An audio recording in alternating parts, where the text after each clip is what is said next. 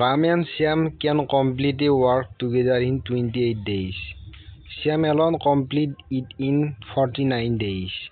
Both of them work for 8 days. Then Ram leaves the work. In how many days Shyam will finish the remaining work?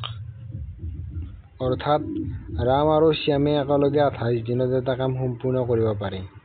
অকল শ্যামে 49 দিনত সম্পূৰ্ণ কৰিব পাৰে। দুয়োজনে 8 দিন কাম কৰে। তাৰ পিছত ৰামে কাম এৰি দিয়ে। কিমান দিনত শ্যামে বাকী কাম শেষ কৰিব? অৰ্থাৎ শ্যামে 49 দিনত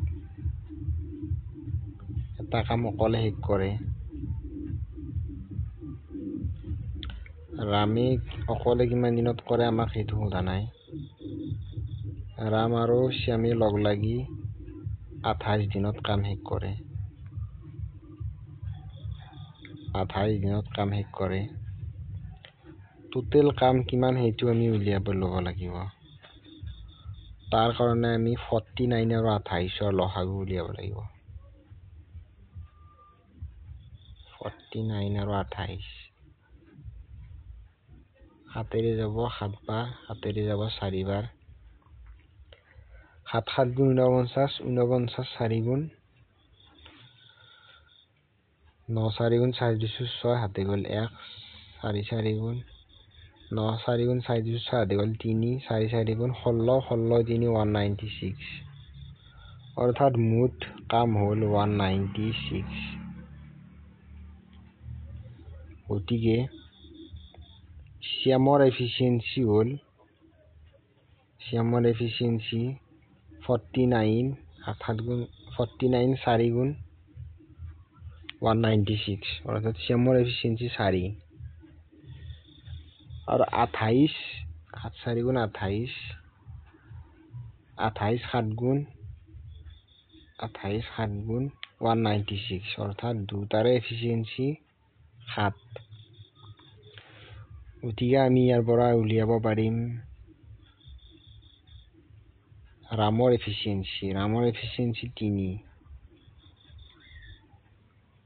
এতিয়া আমাক কৈছে যে দুইজনে 8 দিন কাম কৰে। অৰ্থাৎ 7 এফিচিয়েঞ্চিৰে 8 দিন কাম কৰে। 7 এফিচিয়েঞ্চিৰে 8 দিন কাম কৰে। 56 কাম 56 কাম শেষ হ'ল। 196ৰ পৰাই 56 কাম বাদ দিলোঁ। বাকী হ'ল আমাৰ 140 কাম।